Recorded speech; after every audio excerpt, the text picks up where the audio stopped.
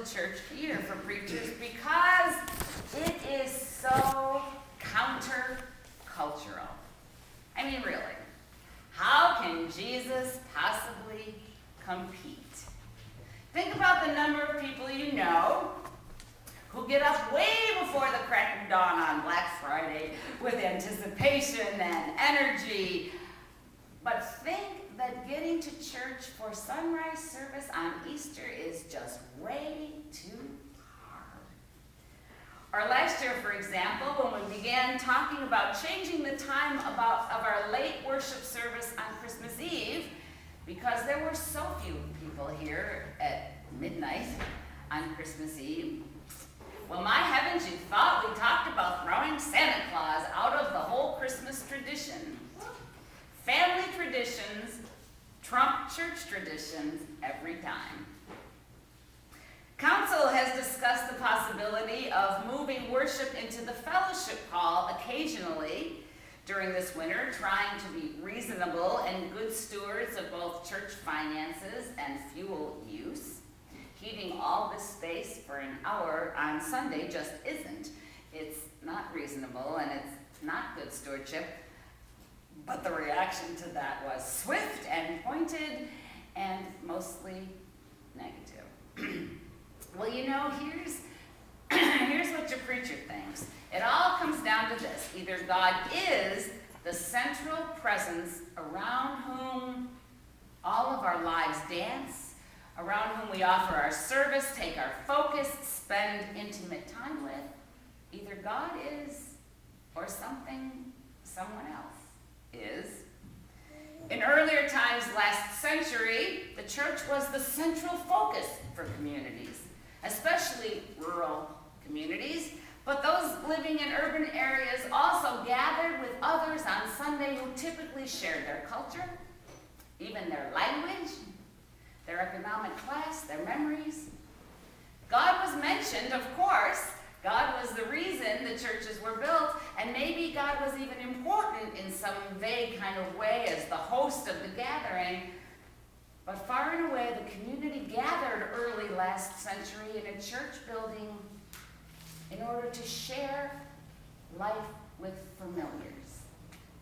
And then the second half of the 20th century hit with a vengeance.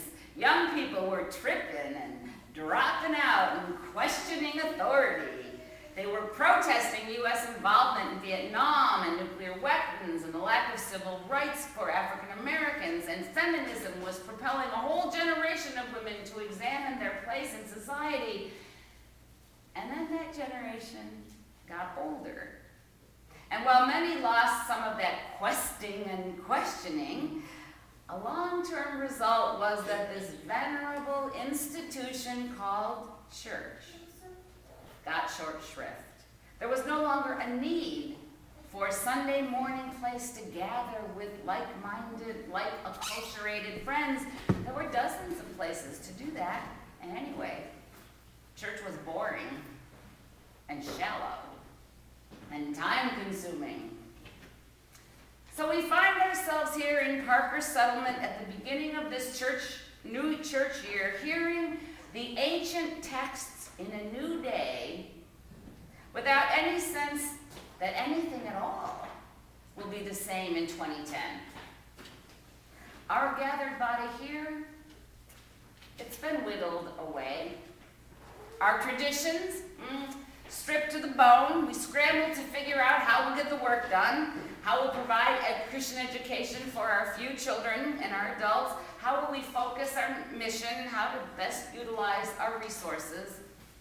And friends, here is my plea as we enter this new year, and it's the same plea that I've been making for 4 years. Embrace the book. Embrace the ancient texts, for really, finally, there isn't anything new under the sun for the people of God except our ongoing evolution as God's beloved children. Look, listen, Advent has always and ever been this very deliberate, intentional time in the life of the church when Christians seek to separate ourselves from our culture, particularly here in the West? And don't most of us live a kind of fractured life during Advent? 6 days a week, we make lists and shop and bake and plan parties and dinners and family gatherings and wrap presents and listen to holiday music and dream of the perfect Christmas celebration. But on 4 Sundays during that time, the church calls us to a complete stop. How can we sing Christmas carols when we're really, right now, just rehearsing the events that led up to the first Christmas? How can we fill the manger with animals and angels and shepherds and magi and baby Jesus when, well, there isn't a baby Jesus yet? 1 candle each week, 1 extra banner each week. Advent is the church's desperate cry to God's people to slow down, 1 day at a time, 1 experience at a time, 1 breath at a time. Slow down and listen to the ancient story. Witness God's incredible love made flesh. Contemplate what Jesus means, this one that we familiarly call the Messiah. What kind of kingdom is Jesus ushering in? What are the requirements for living under the reign and rule of Christ? What are the specifics that are called for and from each of us? Because, of course, it'll be a little